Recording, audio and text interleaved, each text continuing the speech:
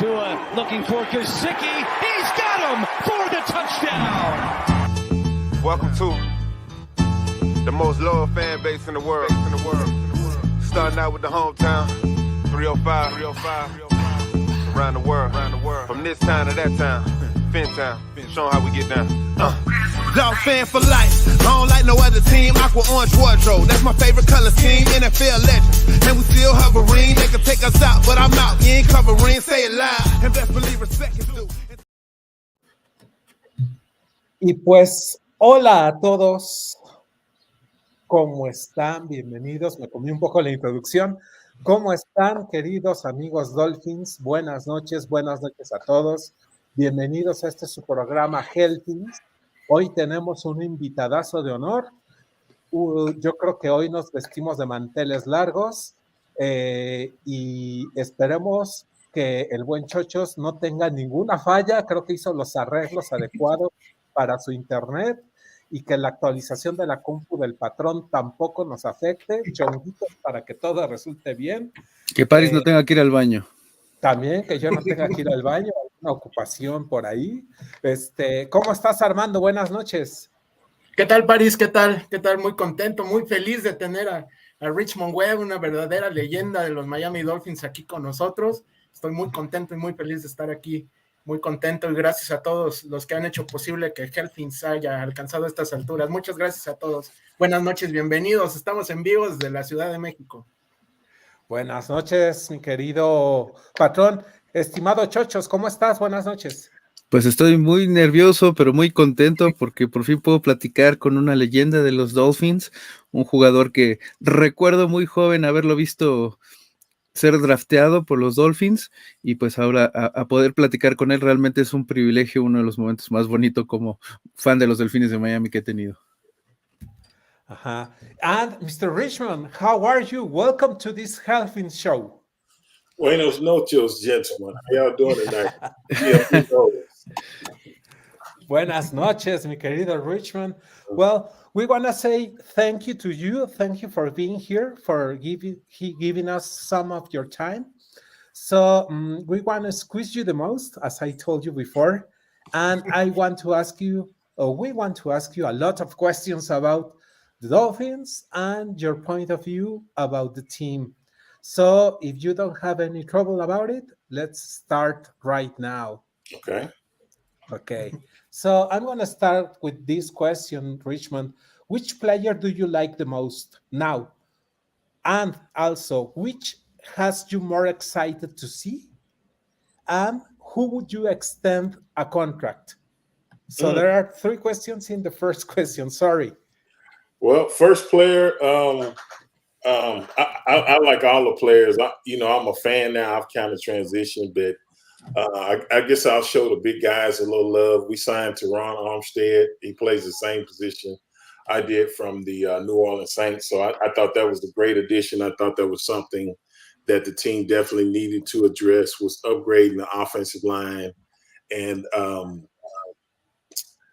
making that better, because I thought that was one of the things that kind of slowed progress down the last couple of years. So I'll go with Teron Armstead. Question number two was... which has you more excited to see? Which player? Which player, yeah. I think the player that I really want to see do well is probably Tua, and only because he's taken a lot of criticism, some of it unfair. I mean, he hadn't played consistently, but came off a major injury. But with Waddle, Tyreek Hill, the guys that they have surrounded him with, and he's really been, I think this year, he's really feeling good, healthy. He looks stronger, and he's really been throwing the ball well in camp. So I'm rooting for him to have a really good year to kind of get some of these people up off of him, because they've really been really hard or real critical on him. And then the last question was who I want to see get a contract extension. Yeah. Yes. I know they just did Xavier Howard. Gesicki signed a 1-year deal. I'm trying to think, they took care of Agba. They took care of a lot of people that, I thought they should have. I'm trying to think who's up for contract that just brought in the receivers. Maybe Nick Needham. I love Nick Needham. If Nick Needham is up, that would definitely be one of my top choices. He's been really productive on the defensive side.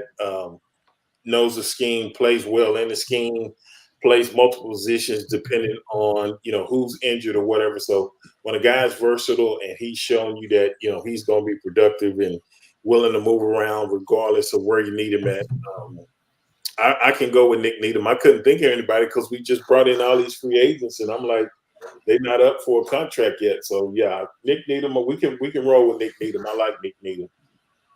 Wow, thank you. Mm-hmm. Okay, Richmond, it's my turn, and this is one of my questions. You played for the Texas A&M Aggies, right? I did. Yes, sir. What was it like when you were selected in the first round of the 1990 draft? What did you feel? Who made the first call to tell you that you will be selected by the Dolphins? It was totally different. The draft compared to what you see now, that what I went through when I was coming out is totally different. It's almost like going to the Oscars or the Academy Awards. I mean, they really do a nice job. I went a few years ago in Nashville and was able to participate in the draft, so had an awesome time. But I was at home with my parents in Dallas and waiting on the call, and I had heard from, I think, the Saints, Kansas City, the Raiders, and my offensive line coach, John Sandusky, had called me from the Dolphins. And this was before the draft started, and they were saying, if you're there, we're going to take you. But, you kind of hear that. You just got to wait and make it happen. But I was nervous up until the point when New England had the pick before the Dolphins did. And when they selected Chris Singleton, my phone rang, and I picked it up, and it was Coach Shula. And he said, "Hey, are you ready to be a Dolphin?" I said, "Yes, sir." And I was happy. Wow. I knew where I was going. I didn't have to wait any longer. And, I wanted to go somewhere warm, and Miami is beautiful, this and that. So it was perfect. So I was really happy. And all the nervousness is left because they can project you to go somewhere, but until you actually get selected, it's kind of nervous. At least it was for me. But that was the highlight of my day when I picked, for Coach Shula to actually call me. That was the highlight of my day right there. Wow, cool. Speaking about the draft, we see a lot of every year, a lot of talents coming to the NFL, talented players that had really nice college careers just to fail in the NFL. Uh-huh. Thankfully, it wasn't your case at all. But thankfully, what do you think it was the most important thing for you to develop? And what is the most important thing to develop the young players, the young talent in the NFL? Yeah, I think one of the things that definitely helped me was the coaching staff. We had a bunch of veteran coaches. I had probably one of the best offensive line coaches in the NFL, John Sandusky. The other thing was I got signed early where I missed maybe a week of camp. And I think that's where, not that guys are not great players, but if you hold out a long time and you can't get the contract worked out, you miss so much practice time. And back then we went 2 days, this and that, and you install plays in the morning and the evening, and it continues. And I think what happens is if you sign too late, you really don't know the offense or you don't know the defense. So you kind of lose that rookie year. So for me, I always try to tell guys, or if the team, and you got to do what's best for you and your family, but if you can some kind of way work it out to where you can come to terms and get in camp and start learning the offense and getting adjusted, because like I came from Texas A&M, and you playing with a whole new group of guys, so you got to kind of get a feel for them, gel with them. The quicker you get in there, the better. So definitely, having veteran coaches, people that can help you with the techniques and stuff, but also being able to be there so you can start learning the offense and stuff like that. Wow. Awesome. Wow, what a great answer. I'm gonna take this subject Do you think, Richmond, do you see Austin Jackson and Liam Eichenberg playing as a right tackle? Asking you because this coaching staff seems to have a lot of uh, uh, precision in the offensive line and offensive line coaching and techniques. So, do you think? I think that's Teron Armstead, the type of caliber he was, and he played the left tackle when they brought him in. I figured he would be the left tackle, and then we signed Conor Williams from the Cowboys. I figured he would be the left guard. They have Michael Dieter, I guess, now kind of slotted at the center, maybe center guard position. But with those two guys, Austin Jackson and Eichenberg, I figured that they would move them to the right side. And the good thing is they've had all offseason to kind of work and get used and acclimated to playing on the opposite side of the line. But at the same time, it should be a pretty good competition to where you say, hey, one of you guys are going to start. Now, who wants it the baddest? Who's going to work hard? Who's going to play the best? And the other one will end up being a backup. But that's what I've seen as well. I agree with you, Paris. I think those two guys will compete at the right tackle position and fight it out to see who's the starter. Don't you see Robert Hunt there? Mm-hmm. At Robert Hunt, do you see him at right tackle too, or? Robert Hunt's the right guard. I don't see him. He's a big, massive kind of guy. I would leave him at right guard, and then Austin Jackson and Eichenberg, they would fight it out for that right tackle position. Okay, thank you. That's my opinion. I could be wrong. Yes. That's what I think. Yeah. Okay, Richmond, what do you miss most about playing in the NFL? I miss the checks. I can tell you that. I will miss that too. Yeah, I'll tell you what I do. What I really miss is being around the guys in the locker room. Joking. We go to practice and stuff like that, but just used to being around. Those guys there. I had some really good friendships, really good teammates, and just. You see those guys 5-6 days a week. And so that was my norm back then that was our job. But at the same time, I had some really good times. So I missed the camaraderie with the guys more than anything. And how was that? How was an NFL locker room, especially when you first arrived to the Dolphins? How it was different from other things you ever experienced before? Yeah, the difference. The first difference I noticed was, and that's when I really realized it was a business. You come to training camp, and then you come with maybe like 80 guys. I think that's how many we had in camp then. But then you start seeing guys getting released, guys getting cut, and you make friendships and stuff like that. Where in college, you got guys that either got a scholarship or they walked on. But nobody really gets cut. You know what I'm saying? Either you're going to play or you redshirted or, you just a backup, but you kind of go through the process. Well, here, you see guys leaving every week. You see a guy in the morning, but you might not see him that afternoon. So it was just, I think that was a tough part, forming friendships, relationships, especially my rookie year, because you're not used to that. And then you're seeing guys, getting cut, released, or get traded. And that's when I knew that, man, this is a business, but that was just a tough part of the game, the business side of it. Yeah. Okay. Wow. Talking about business side of the team, do you think, Richmond, the owner Steve Ross is making all in his power to make us a competitive team again? I think so. The Flores hiring kind of caught me out.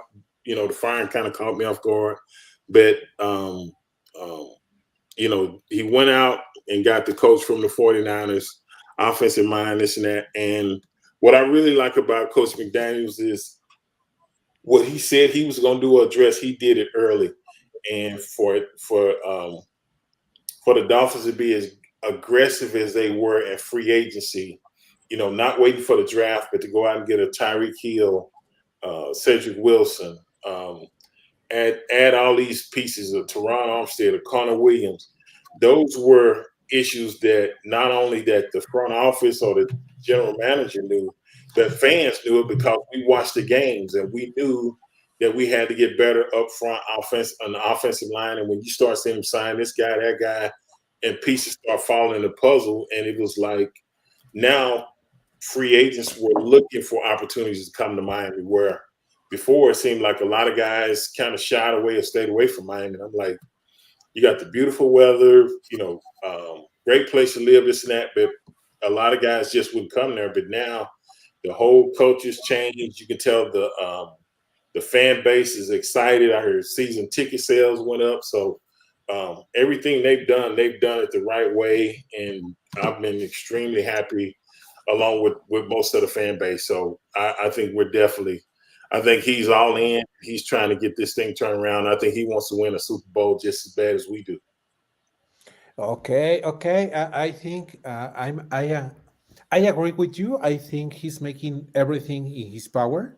It catch me off guard the coach Flo firing, but I think he found a good coach in McDaniel, and he's making already progress. I think because of the things we are reading and we are seeing in Twitter. Thank you, Richmond.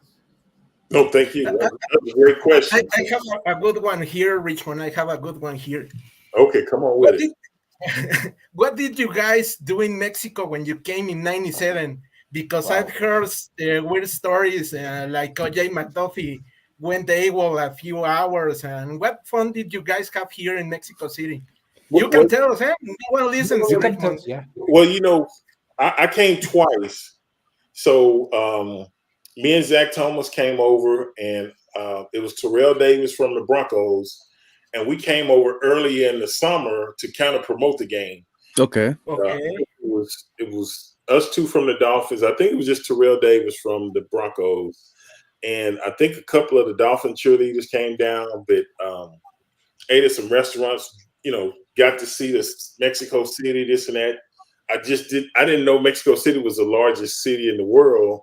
I always thought like Tokyo or China. It was like, no. I said, okay, all right. So, but the food was good, delicious, this and that. And then we flew back. We did interviews on TV and stuff. Like everybody was really friendly, this and that. So had a good time. And then we came and played the game. And I think when we were over there, we practiced against the Broncos. So it was a preseason game. So we practiced against them a couple times, and then we played the game. But I don't remember. OJ might have did something, but y'all probably got the on it. Y'all need to tell me what happened. But yeah, I didn't know OJ had got in a little something over there. Okay. And tell me how it was to be in a huddle with Dan Marino. How it was the experience to be in a huddle with Dan Marino, of him leading that huddle every year that all the years that you were at the Dolphins, he was there. I think when you first get there, you kind of like pinch yourself to make sure it's real. But as you continue to play with Dan, you kind of get used to it. But I can remember coming in as a rookie, me and Keith, and you walk in the huddle, and you got Dan and Marino across from you. You got Dupe over here and Clayton over here, and these are guys that you used to watch on TV. So that's the biggest thing that you actually in the huddle while they running the plays. So it was kind of like you believe you there, but you don't believe you there. You know what I'm saying? It's almost like it's kind of like not real. You'd be like, wow. But I think the thing that really took me by surprise was the first time we were in a game, and this was regular season early. I remember we was on the road, and I want to say we was playing the Cleveland Browns, and we had to do the 2-minute drill where, in practice, you go through it and, they make the passes, this and that, blah, blah, blah. But to actually see Dan take it to another level and go in that zone, and we drove down the field so fast, it was happening so fast that by the time we took our guys back and blocked, he was like, get to the line. He was like rushing. And it was like, I couldn't believe we scored that quick. I mean, it was like, we just actually did this. It was almost like it wasn't real. And then I remember people used to ask me, say, man, why y'all can't do that all the time? I said, just keep hanging with their tongues out. I said, but I understand what you're saying, because he could just take it and go in that 2-minute drill and make it look like it was just so easy and just pick a defense apart and this and that. And but that was a good times, because you could kind of tell he would look like he was pissed off, and he'd get that look in his eyes and just say, okay, let's keep these guys off of him and let Dan do what he does. And he would go to work and just, man, he would just shred a defense apart. Okay. Man, what an experience. Back in the day, I had another question for you, but reading the all the commentaries they are making, it occurred to me: was Bruce Smith your hardest rival? Yeah, I was gonna ask that. Yeah. Sorry, man. No, it's okay. It's okay. C, senor, C. Yes. See, Yes. do you have contact with him? Do you? I saw him a few years ago when we meet somewhere. We run. We cordial. We not like enemies off the field, but man, just playing against that guy, that was the toughest guy I had to play against. And you know, it was the rivalry between the Dolphins and the Buffalo Bills, which we didn't like each other. And so it was some great battles, great matchups, but just a guy that just, you know, he did everything well. He could play against the run, play against the pass, great pass rusher. Just, you know, it was just you knew you was going to play a full game when you played against Bruce Smith. So, but I look forward to it, because you always want to play against the best and see how you match up against them. So yeah, that was it. And I mean, let me ask you something about, other than Bruce Smith, who do you think was your hardest rival, other than Bruce Smith? Back when I played, I would say definitely the Bills when I first got there, because they went to 4 Super Bowls in a row. But every time we played the Jets, we didn't like the Jets. We didn't like New England. Nobody liked each other in the AFC East. And, Okay. We don't like them. Yeah, we didn't like them. And even we had the Indianapolis Colts in the division back then. You know, they realigned stuff with, especially the Patriots, the Bills, and the Jets. You know, we definitely didn't like them, but it was about every week, and you know, everybody looked forward and trying to knock each other off and this and that, and it wasn't no love lost. So that was a tough thing about it, is, you know, anytime you played somebody in the division, you had to be ready to play. Wow. Richmond, who was your best friend when you play?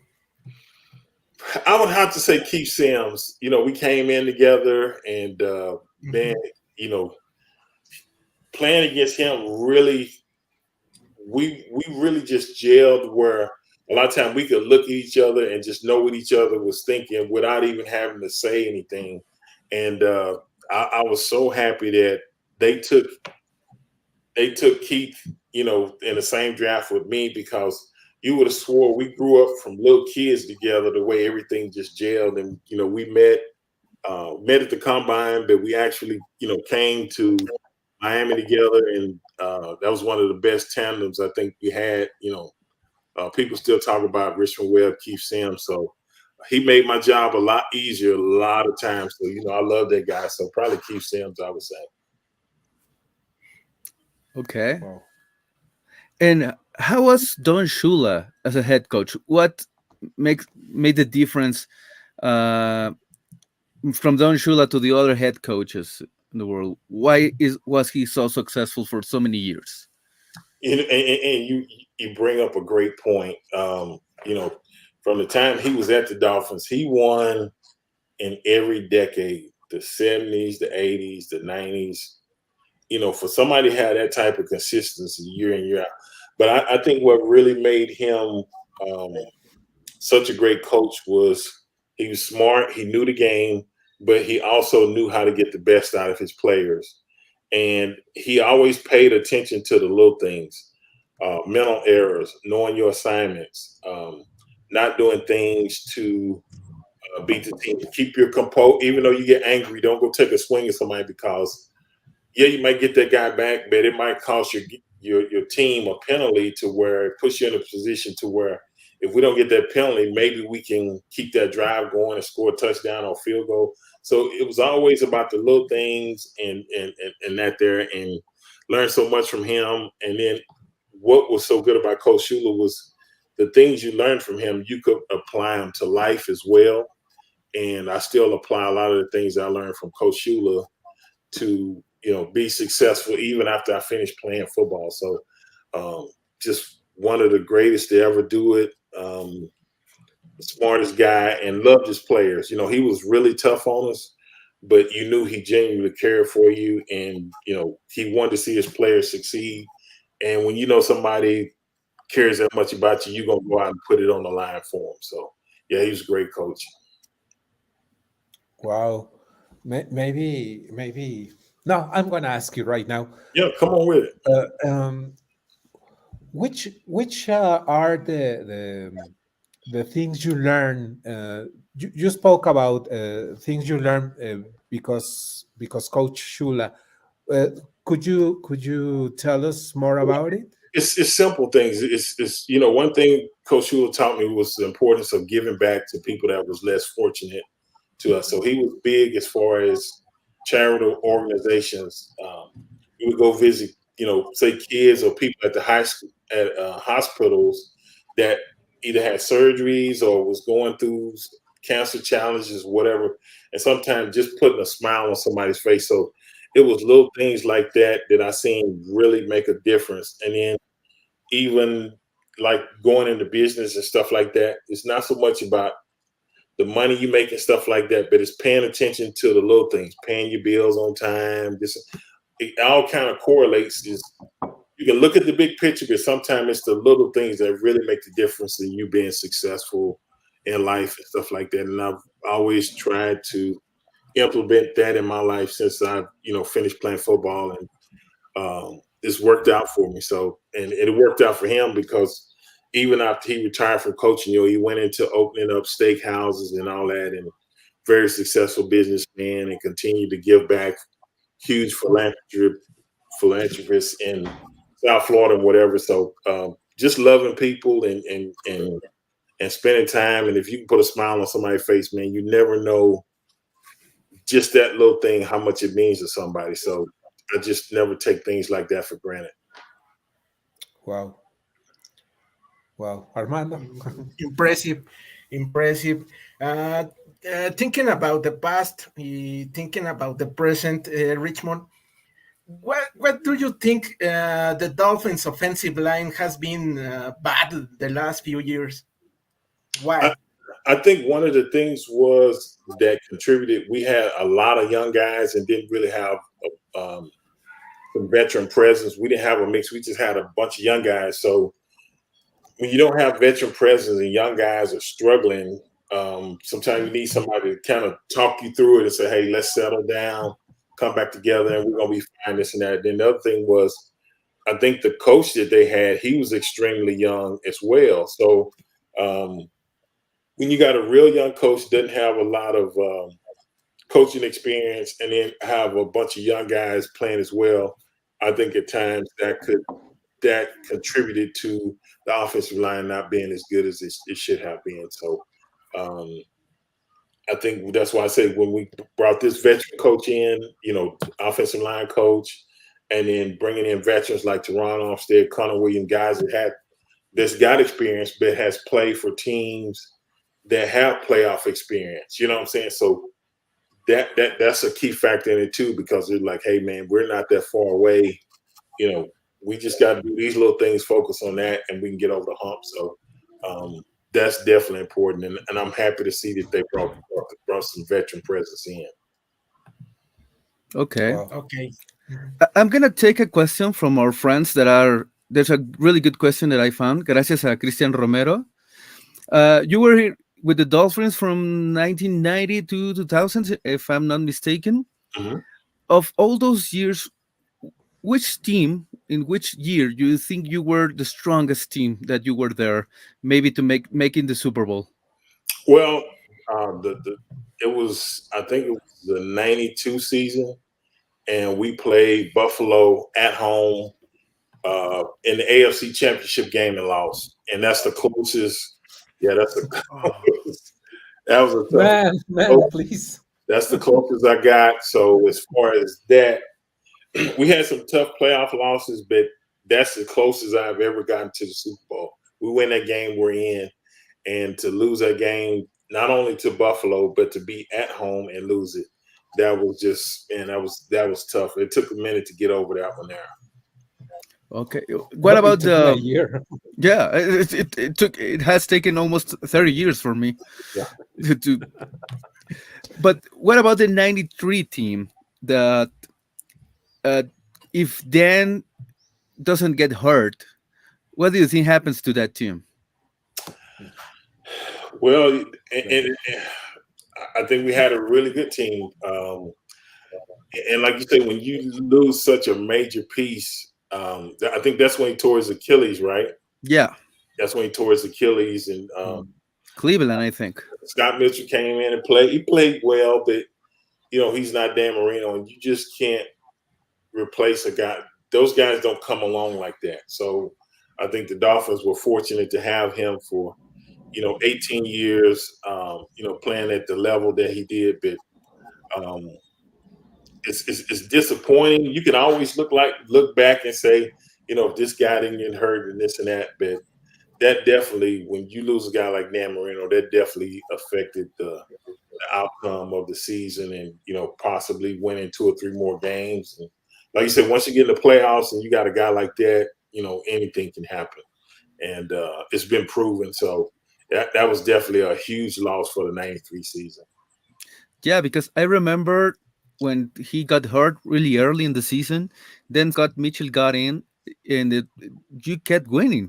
There were several wins, and then Scott Mitchell got hurt again too. And at some point was Doug Peterson and Steve DeBerg. I think he started the game at Dallas, that famous Leon Lett game. I think he was. Remember that? Yeah.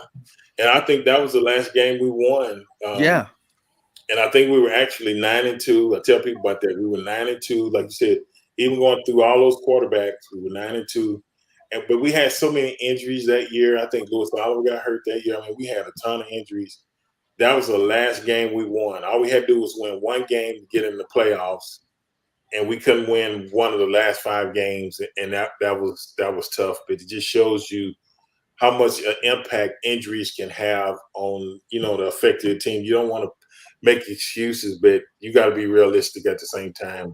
You lose enough key players, it's not going to happen. Wow. Talking about Dan Marino, how was he? How is he, Richmond? I'm not talking about inside the football field, but he as a human. How is he? Do you still talk with him? Do you have contact with him?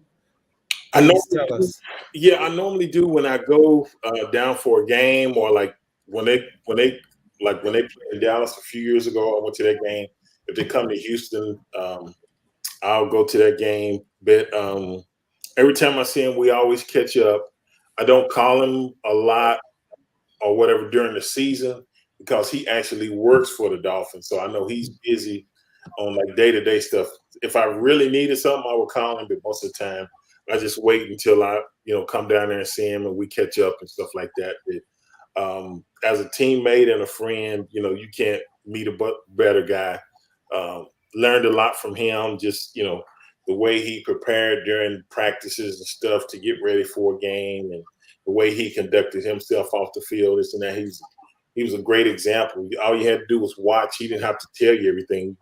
It was basically just he was showing you what he was doing. He's just that type of guy. So learned a lot from Dan, and just a great guy, great teammate. Well, man, and inside the field, was he vocal? Was he a smack people?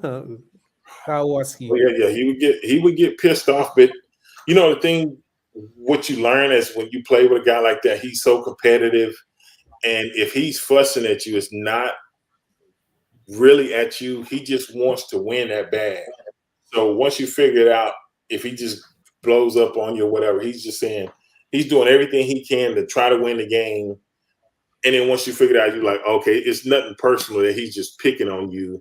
He's just like, hey, give me a little time, this and that, and I can rip these guys apart. And then after the game, we all talking about the game, winding down this and that. So it's just the competitive spirit in him that you understand, and it just rubs off on everybody else because he gets in that zone, man. And it's just do your job and let Dan do what he needs to do, and he's gonna take us and get that W. Yeah. Okay, Richmond.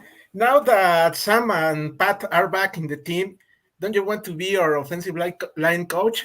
I want to hang out with you fans, man. They have mentioned that on Twitter, and I'm flattered, but not that I couldn't do it, but I've never been an offensive line coach. So before I took a job like that, I would like to study up under a good veteran coach, just learn some of the way you run a practice, this and that, how you interact with your players, which I think I wouldn't have an issue doing that, but just learn from somebody that's been really successful at it and just pick their brain before you jump into that. So, but when I was so happy when they brought back Pat Surtain and Sam Madison, I mean, I played with those guys and the way they used to just shut down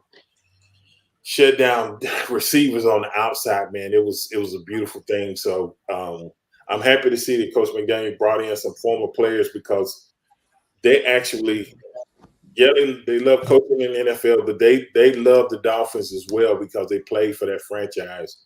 I think that's an important thing. And when you got Xavier Howard and Jones, guys like that, Nick Needham, stuff like that, you get to work with those guys and they get to pick, Pat's brain or Sam's brain and say, hey, man, how was it when you did this and that? And you can always learn. So I thought that was a great move. Okay. And my last question, I'm talking about the QB. What's your opinion about Tua? Does he have what it takes to win in the NFL, Richmond? Yeah, I think so. I tell people all the time, he had that injury in college, but if he didn't hurt his hip, I tell people he would have been the first quarterback taken in the draft, even over Joe Burrow. It was a freak incident, but we took him, and then the first year, I felt that he rushed back to play. I felt they played him too early, just to be honest with you. We were winning with Patrick, and I think when you have an injury that major, you want to give that guy as much chance as possible to be fully healed. If you got to play him, it's different, but we were winning with Fitzpatrick, and they inserted him in there, and I didn't understand that. And last year he came back, but it was just the offensive line. He didn't have time a lot of times to look down the field and throw a football. So I think with what we got now on the offensive line, he seems like he's truly healthy. And I think we have a better offensive scheme or game plan than we had last year. That makes a difference as well. And then with the upgrade at the receiver positions, when you got Waddle, Hill, Gesicki, Wilson, you got those type of weapons surrounding you. That's a nightmare for a defensive coordinator. So I'm looking forward to it. And I'm sure Mike McDaniel is smiling saying, yeah, y'all get ready because y'all don't want to see the Dolphins this year. I'm going to tell you that. Yeah. Okay. Great. Awesome. And I hope this next question is not going to make you feel uncomfortable. Right. But how lame is the Hall of Fame committee, selection committee? Yeah, you know what? I truly thought that Zach might make it in this past year. And what I tell people is I definitely think I have a resume to get in there. But they only put in 5 or 6 guys at a time, or 6, 7 guys at a time. So I think it definitely helped when Jason Taylor got put in, and then Zach made it further than I did. So I said, if he gets in, he normally puts a good word in for me, this and that. But it just didn't happen. But I still think I got a shot. So I just try to be patient and and just take it as it comes. But I definitely think I got the resume and deserving of that honor. It just hadn't happened yet. I mean, I'm not part of the committee, but for me, a 7-time Pro Bowler, all-decade team player in one of the prime positions in the game, it should be a no-brainer to be in the Hall of Fame. And I'm so sad that you're one of 4 Dolphins that I think should already be in, and I am so baffled that you are not. So, but like you said, we stay positive that this wrong will be righted at some point. No doubt. I believe it will. It's just like you said, it's just taking longer than what we said. But the good thing is fans and people keep speaking up about it and this and that. I think that definitely helps keeps our name at the forefront. And we appreciate it as players when you don't always have to make a case for yourself. You have fans that truly appreciate what you did for the game, for the organization and stuff like that. And when they speak up, it just, it really makes you feel good. So anytime you appreciate it, I thank guys like you for bringing it up and mentioning it. So I definitely appreciate that. Man, I told you before, you were an example for me. I played left tackle at Pee Wee's. So you inspire me to be in that position and not want to be a running back or a quarterback. You inspire me to be a left tackle, man. So thank you for that.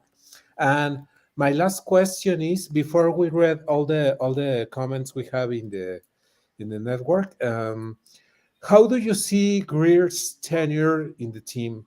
Do you think he's been a good GM? I think he's been a pretty good GM. I think what he's done is he's listened to whoever I'm gonna say the last 2. I didn't really follow so much as before that, but the last 2, figuring out what they want, the direction they want to head, and bringing in guys to help the coach see what he needs. And for the guys that he brought in to build the defense that we had, the head coach and the GM has to be on the same page. So him and Flores made some amazing moves, brought some amazing players in, and then also I think he got with Coach McDaniel, same thing, and said, hey, if this guy's available, who's your top guys? And to bring a guy like Tyreek Hill in that I would have never thought would have left Kansas City, or they would, let a guy like that go that's been that productive, but that explosive, and just, he's a guy that, catch a 10-yard pass and turn into an 80-yard touchdown. It's just, you don't find guys like that every day. So for them to let that guy go and then we sign him and players like that, I think he's done the last few years. He's done a pretty good job. Wow. If you have the time, we want to read you all the comments we are having. Okay. So please, Harman. I have a last comment. Okay. Yeah. Go. If Zach and Richmond are not inducted in the Hall of Fame the next few years, we will riot, man. We will riot. We will raise the Hall of Fame hall to the ground. Yes. Me and Zach need to come back and hang out in Mexico City with you guys. We got to calm y'all down. Y'all ready? You have to come. You have to come, man.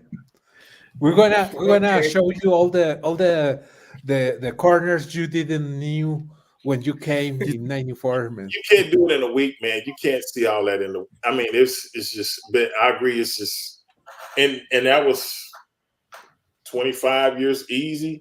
So I'm sure it's a lot of stuff. It's a lot of stuff the same, but a lot of stuff has changed, just like any other city. So yes, definitely be nice to come back to Mexico City. Yeah. Do you have another question, Chachos? Well, pretty much that was I wanted to really say about how I'm baffled it's that you're not in the Hall of Fame. That was gonna be my last one, because it's, again, I can't believe it. I cannot believe it. You should be in. But the day you get inducted, because at some point it's gonna happen, we will make a big party here in Mexico about it. That sound good. That sounds good to me. Armand, do you want to share the comments, all the comments we have for him, all the appreciation our friends are having for him right The love now? for Richmond. Yeah. Okay, let's go to the comments. Please. Give me Thank just you, a man. minute because ¿los puedes ver, Paris? Not yet. No los puedo ver. If there's a comment in Spanish, we're gonna translate at the best of capacities. Okay. so Es you can que no me aparece. read them. Creo que hay alguna falla porque no me aparecen los comentarios. No los puedo poner yo, no los puedo seleccionar. Tal vez, y poner. si los quieren, los vamos leyendo aquí del... Ajá, los leemos. ¿Los quieres Sí, leer, porque Paris, me o? parece completamente en blanco. Okay. Okay. Some of these comments are questions, Richmond. You feel free to answer them. Okay. So Emilio Zamora tells us, "Hi guys, I have to take the second floor. We have some kind of highway here in Mexico City, so second floor is elevated. Okay. To see you.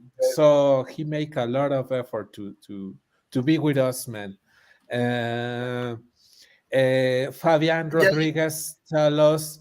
Creo que ya puedo ponerlos. Go ahead. Thank you. Hello, Emilio. Hello, how you doing? Emilio, hello, Mr. Webb. Oh, Monica. Wow, okay. She's my wife, man. So please behave yourself. You better behave yourself. Yeah. Marco. Hello. Marco. Francisco también nos dice. Welcome and thanks for being with us, Richmond. Si quieres tú léelos, mi querido Armando, adelante porque tú va. Okay. Sí. Nos dice Marco también. Give best regards, Mr. Webb. I remember you in a lot of these duels versus the Bills, Bengals, many others good games. Ajá, nos dice que es un fan veterano. Dolphin. All Dolphin, yes. Olga from Chihuahua. Saludos desde Chihuahua.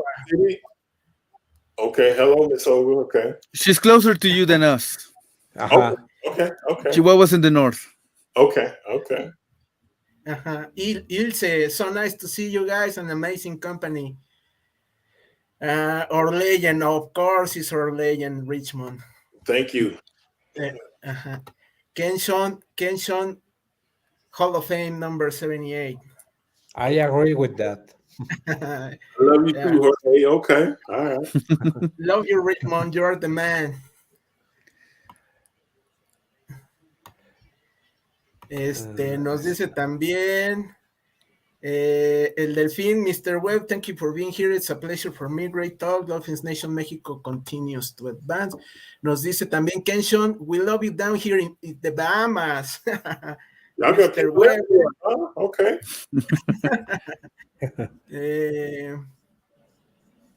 Déjenme ver qué otros comentarios, porque tenemos muchísimos comentarios. Muchas gracias. Gracias por estar aquí. Nos dice también Adrián Galvez, hello everyone. También nos dice Big hug to Richmond. Alberto, paso a saludar al gran Richmond Webb. Abrazo a todos. So he wants to say hello and greetings to you, man. Great show tonight. We shall be in the Hall of Fame, Richmond Webb. Yes, sir. Yeah. I was on another podcast, I think, with Chef G. Yeah. Yeah. ¿Qué más nos dice? Nos dice nuestro querido Mark, que está también cada semana con nosotros. Esta clase de invitados no los tiene nadie. That kind of guest, nobody have. Gracias a mis amados HELLFINS. Gracias. He's a regular of the show. This kind of guest doesn't have anybody. Mr. Webb, what a pleasure see you here and see how much you love the team. Nice to hear you. I hope we learn something from you. Okay, gracias, Hugo. Gracias. Thank you.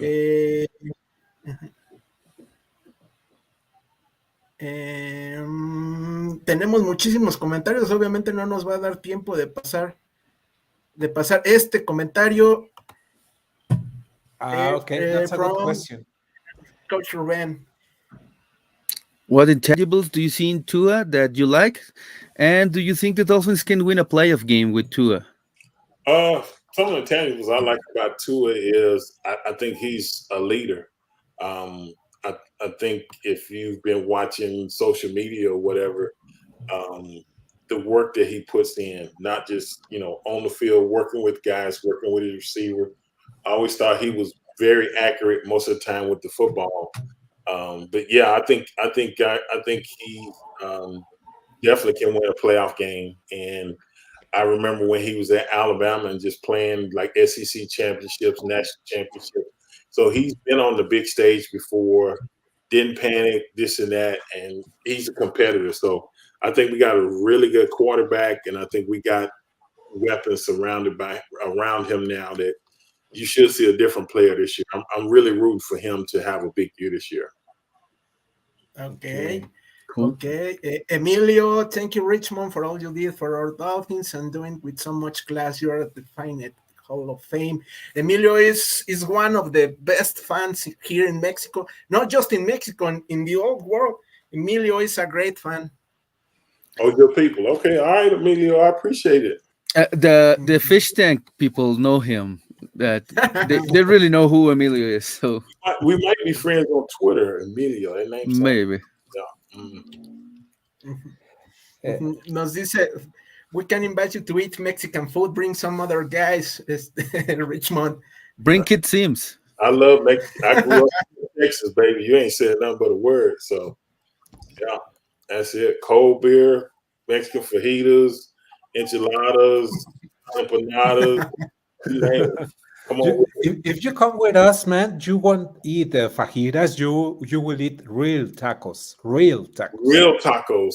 Not Taco Bell. Y'all got the real deal. Yeah. Anna, have a great memories in your time at Dolphins. Big hug, Richmond. Thank you, Anna. Okay, hasta aquí, Paris, tenemos comentarios. There's a question. Sorry, Armand. There's a question. Mira, tenemos. Espera, Paris. Okay, go ahead. También from other great fan, Dolphins fan here in Mexico. Richmond, thank you for your time as a Dolphins player, and thank you for being now such a positive presence as a Dolphin on Twitter. We need so much of that positive vibe. Amen, brother. Thank you. Yeah. Man. Okay. Mr. Guadarrama is one of the greatest fans of Mexico. So thank you. It's a walking Dolphins encyclopedia. Okay. Yeah. I ain't messing with him, man. Okay. He knows data that you. He knows everything. Don't, man, about the team. I wouldn't be surprised if he knows how much you weighed and how tall you were when you were drafted. I believe it. I'm messing with him. Heads up. I'm frozen, friends. Do you? Yeah, we see you. So please tell us. Do you think we have a playoff team right now, Richmond? If we don't get injured and we play the way I expect, I think we have a playoff team.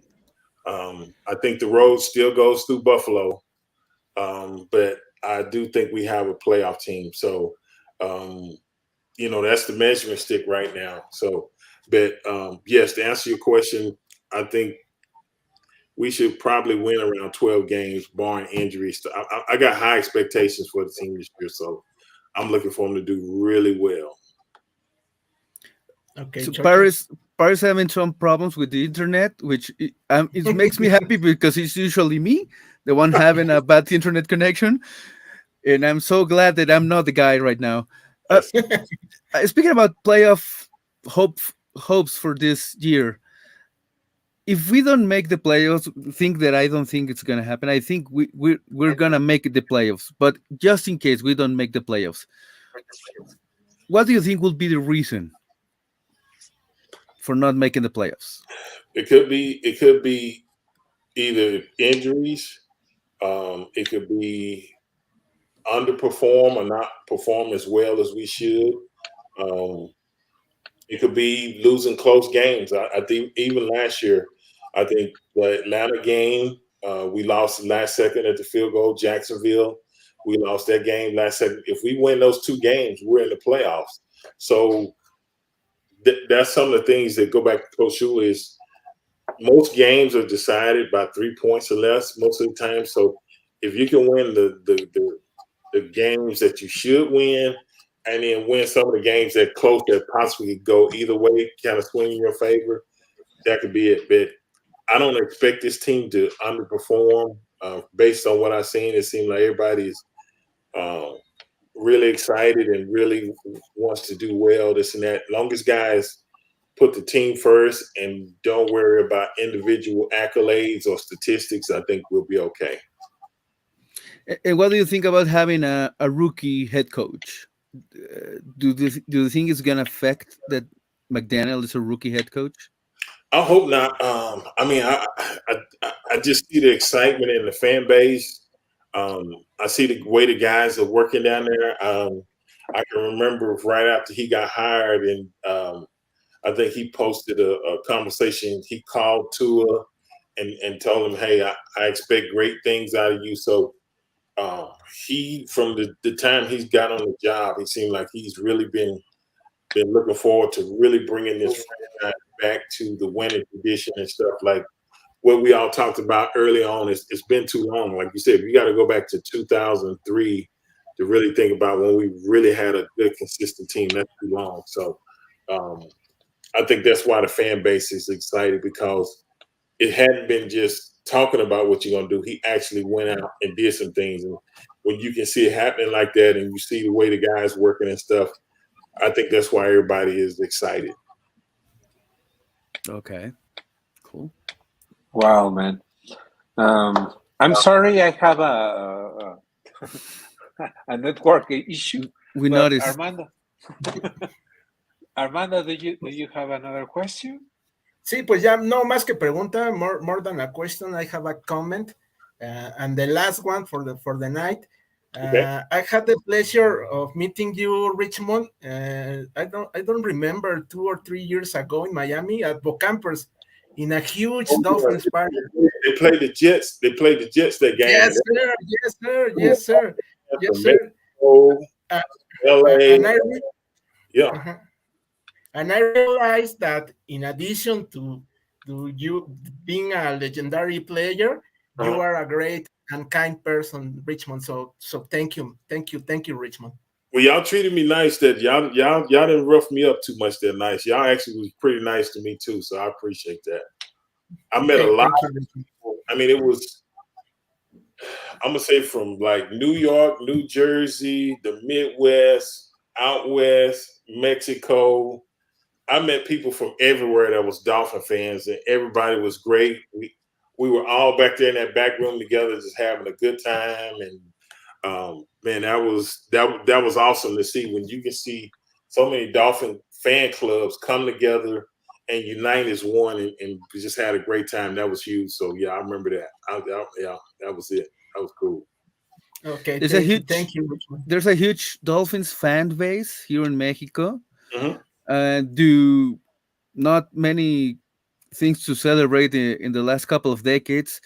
Most of us, the younger ones, are in the late 30s. Okay. But we're making the job with the younger generation. But I mean, you are so well loved here by so many hundreds, thousands of Dolphins fans here. So we're really happy that we have the chance to talk to you. Well, the pleasure was mine. Like I said, I can still remember coming to Mexico City, and just the excitement and the way the people embraced. I mean, it was a lot of people over there, and they showed us love. So yeah, I know I'm happy that we have such a huge following in Mexico and stuff like that, and people really, gravitate toward the Dolphins. That's huge. That's big time. So thank you for being loyal fans. And like you said, some in the 30s, but some have been even before I got there. So that's, I appreciate that, because for the Dolphins not to be have a really good team for like almost 20 years and people stick with you, that means a lot. So thank you guys as well. Man, you were a part of that, because we who remember the Dan Marino times, the Richmond Webb times. We were fans because of you guys, because you teach us, you talk of us, all the we call it here mystica, like a mystic thing, like a magic thing. All the magic things you bring us every Sunday, watching the games, seeing Dan Marino perform his magic, man. I don't know what to say, everything, but thank you, man. Thank you for being here. Thank you for sharing everything you have to tell us here.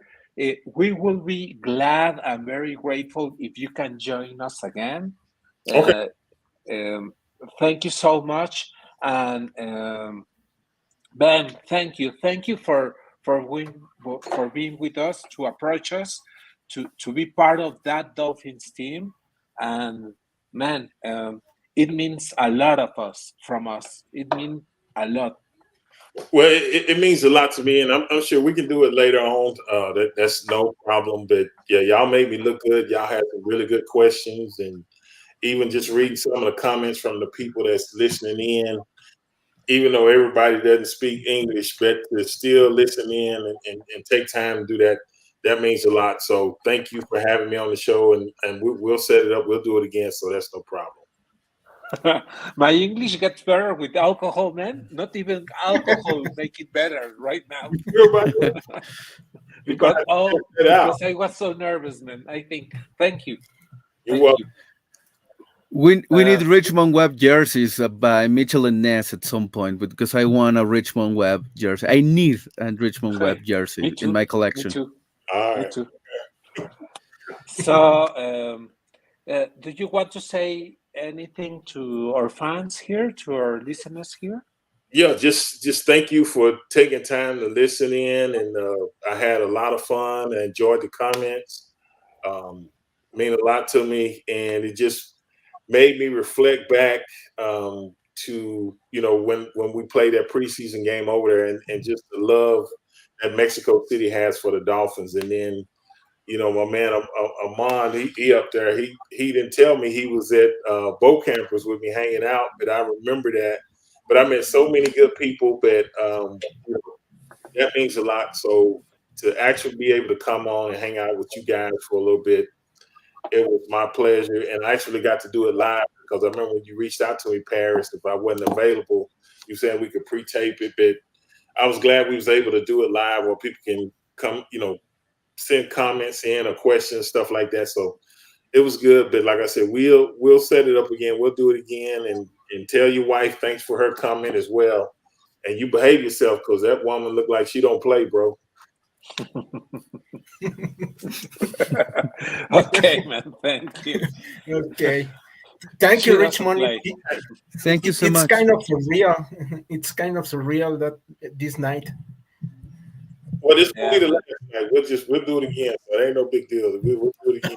Thank you, Richmond. Much appreciated, Richmond. We'll just do Thank you so much. All right. Thank you. You guys later. We don't want to steal you more of your time, man. Thank you, Richmond. We're gonna stay a little while. If you want to leave, it's up to you. Do a little translation. So. Okay. Well, I'll be back, but I'll catch you guys next time. Okay, thank you, man. Thank you, Richmond. Thanks up, Richmond. Thanks up. Wow. Wow. Perdónenme la expresión, pero no se pasen de verga, chavos. Estuvo. Hey, calmado, nos irreal. están viendo niños, París, por favor. Hasta mi inglés salió del averno. Pero No, bueno, pero fue parte del nerviosismo. no, y Sí, claro. agradecemos mucho los comentarios de todos, preguntas, No, una fueron disculpa que no los increíbles, pudimos muchachos. leer todos, pero no nos dio tiempo. Por ahí vi una pregunta de que si habrá una versión traducida, no quiero decir doblada, porque Paris va a salir con sus comentarios. Te sientas, Ajá, pero pues digo, creo que para las versiones grabadas, el video va a estar en YouTube. Y según yo ya para ahí ya debe de tener subtítulos, y si no, veremos qué hacemos, ¿no? Pero para que, pues al fin y al cabo, este es un programa de fans que hablan español, entonces, pues mientras, salvo para Omar, ¿no? Porque Omar, que se ponga a estudiar inglés, es más, que Omar se ponga a estudiar español. que aprende a escribir en el chat y Aprende a luego hablamos. escribir. Y pero pues pronto lo tendremos, ¿no? Y la verdad que ha sido una de las mejores experiencias. Quiero reconocer públicamente a Paris, que es el que muy quitado de la pena se pone a invitarlo. Y pues por eso está aquí y por eso estuvo Richmond aquí. Y pues muchas gracias, Paris. Muchas No, gracias güey, por pues, esta experiencia.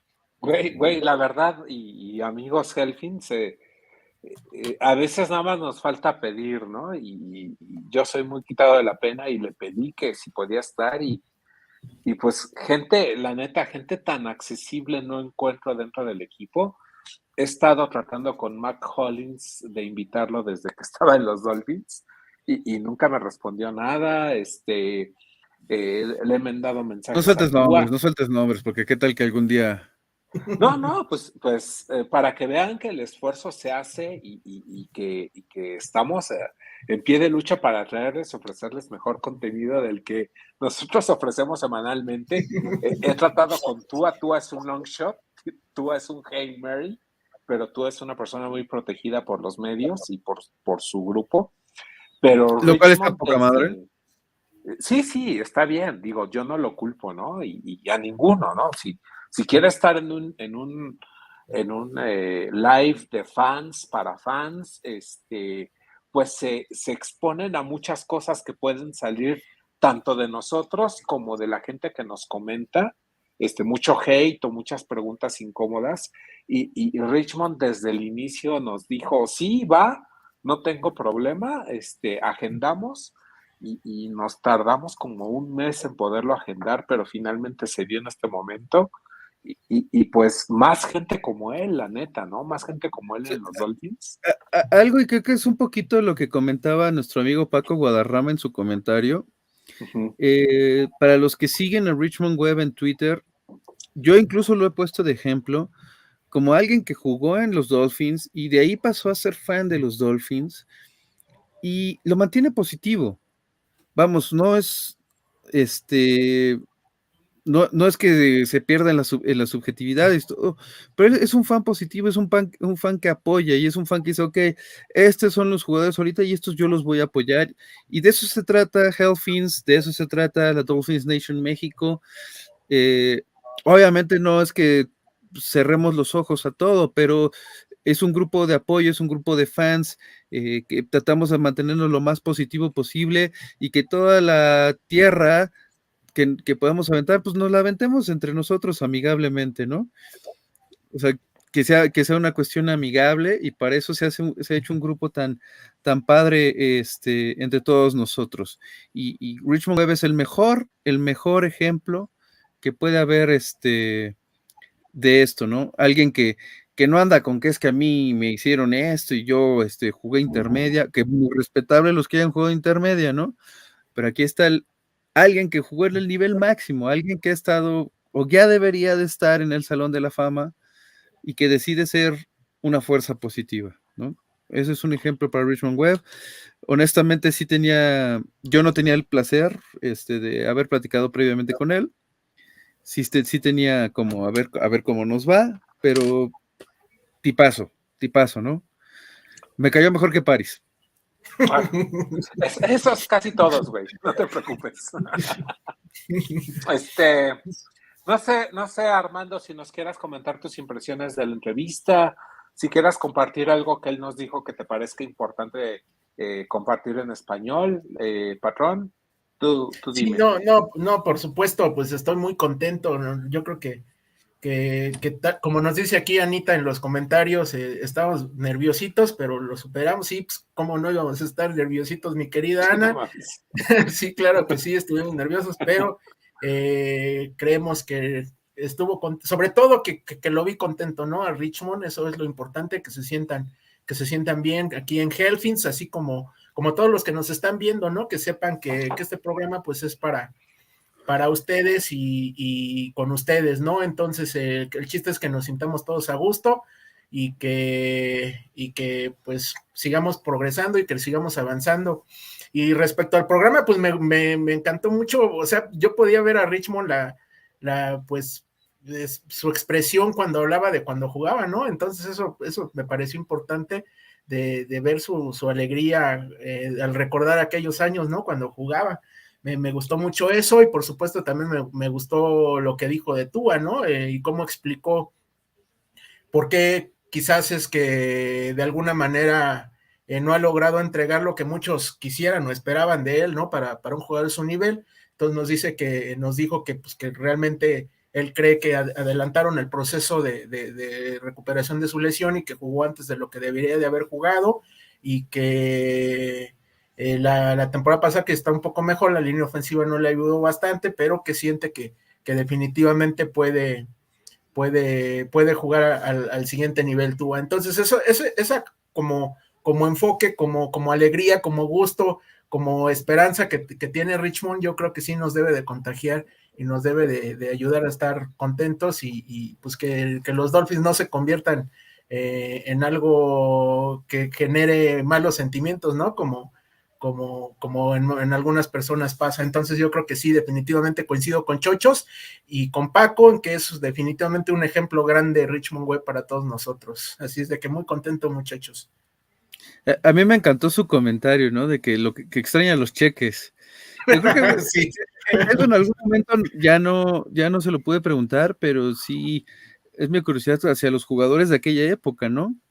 Que, pues, por ejemplo, a Richmond le tocó una época que apenas empezaban a cobrar arriba de $1 millón por temporada, ¿no? Cuando él llega a la NFL, y ahorita, o sea, hay quarterbacks que cobran lo que jugadores legendarios nunca juntaron en toda su carrera, ¿no? Y estos lo cobran en un año. Pero No, sí, me encantó ese comentario, me encantó eso. Uh-huh. Sí, ahorita Richmond, complementando o haciéndote plática, Chochos, ahorita Richmond cobraría alrededor de $70 millones por un contrato de 5 años o de 4 años fácil, ¿no? Cobraría más que Terron Armstead. Ajá, o sea, sería del nivel de Terron Armstead, en efecto. Y tú, Chochos, ¿algo más que quieras platicar de esta plática? Pues también me encantó el comentario, ¿no? De que fuerzas modestias aparte, digo, porque es realista. Él cree que tiene el currículum para estar en Canton, Ohio. Yo sí creo que, para mí, él es uno de los 4 Dolphins que es un crimen que no estén. Digo, podríamos hablar de más, ¿no? Pero yo creo que obviamente Zach Thomas, Richmond Webb, Mark Layton y Bob Kuechenberg ya deberían de estar en el Salón de la Fama. Creo que con Richmond no pierdo mis esperanzas. Creo que el comité el comité de viejitos en algún momento lo va a meter. Vamos, que no hace mucho metieron a Kenny Easley, no dudo que Richmond Webb le toque también. Y Zach creo que va a suceder. Pero los otros dos creo que ya lo veo muy lejano el día que Mark Layton y Bob Kuechenberg, lo cual se me hace un crimen. Pero fuera de eso, me encantó cómo lo manifestó, me encantó cómo lo dijo, cómo se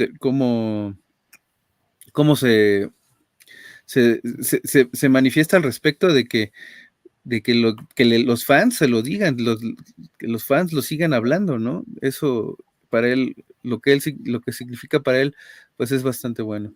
Y pues, ¿qué te digo? De verdad, antes de que empezara el show, yo le mencionaba a Richmond que me acuerdo cuando él fue seleccionado, me acuerdo,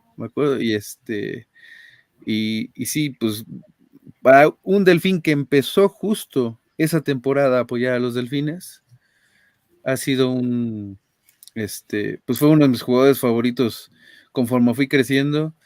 Igual que Paris, yo también, a pesar de que nunca fui muy robusto, en algún momento me tocó jugar tackle izquierdo y quise escoger el 78, pero en el equipo en el que estaba los números llegaban hasta el 56, así que... Porque vaqueros, claro.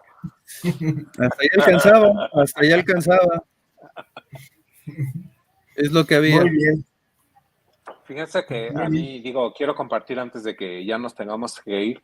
Uh-huh. Me gustó mucho lo que Richmond hace un comentario que a mi gusto nos pone los pies en la tierra, porque le preguntamos, o le pregunté de acuerdo a un comentario que nos hicieron aquí en el chat, y ya no recuerdo de quién fue, pero menciona que le pregunto hasta dónde crees que estos Dolphins llegan, y él, o sea, como fan, pero también como jugador que vivió la experiencia y porque pasó en el 93, como lo mencionaste, Chochos, pues hasta donde las lesiones y donde las cosas que no podemos prever nos dejen, ¿no? Y creo que eso nos da un panorama de lo frágil que puede ser una temporada de fútbol, una temporada en la liga más competitiva que existe, puede pasar para desajustar algo que nosotros teníamos como dado, algo como hecho.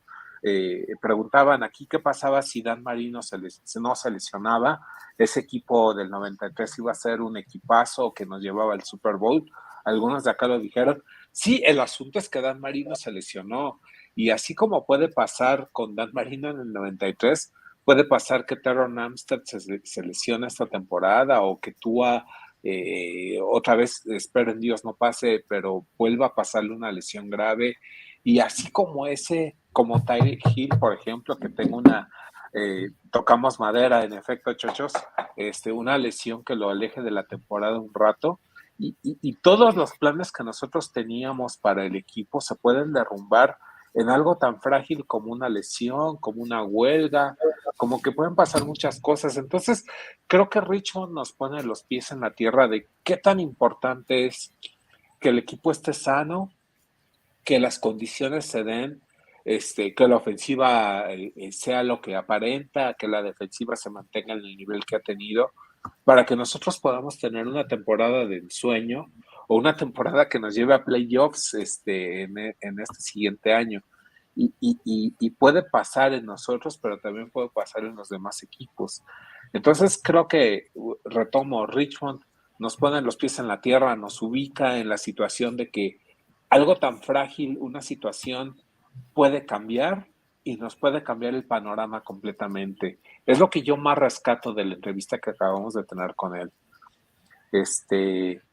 Bueno, no sé si quieran agregar algo más, amigos.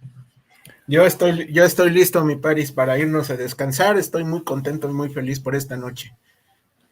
Pues creo que si algo, aparte del gran placer que tuvimos con Richmond, hay dos cosas que comentar en el mundo de los Dolphins. La semana pasada ya se lanzó el calendario de toda la temporada. Ya sabemos cuándo juegan los Dolphins y contra quién.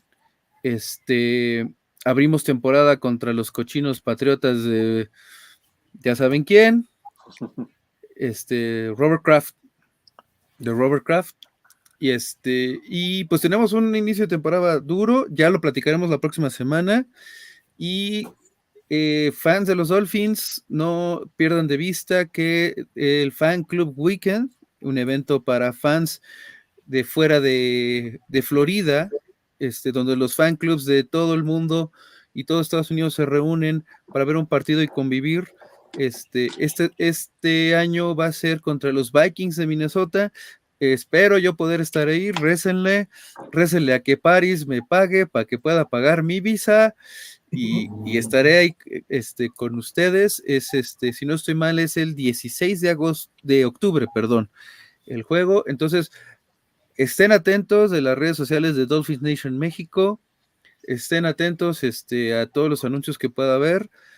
Creo que es un evento, la verdad yo no he tenido el placer de ir, incluso alguna vez me quedé con los boletos en la mano, pero acá tienen estos dos millonarios que ya van con la mano en la cintura y hablan muy bien de esto, pues fans de los Dolphins, los que ya fueron, los que quieren ir, los que no han ido, pongan mucha atención de eso. Fuera de eso, les quiero agradecer a todos los que estuvieron comentando, de verdad, una pena que hoy no se pudo leer todo, pero les mando un gran abrazo, les tengo una gran estima por estarnos escuchando, por estarnos viendo, salvo a Vlad Ostrov, man, you got it wrong.